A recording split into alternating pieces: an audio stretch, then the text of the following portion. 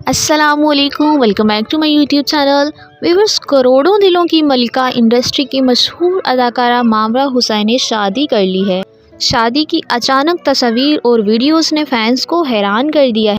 मामरा हुसैन ने को एक्टर आमिर गिलानी से पसंद की शादी की है। शादी पर मामरा ने कैसी ड्रेसिंग की और शादी की तमाम वीडियोस आइए मिलकर एंजॉय करते हैं। उससे पहले आप सबसे रिक्वेस्ट है, वीडियो को लाइक और हमारे चैनल अनाया खान को लाजमी सब्सक्राइब करें।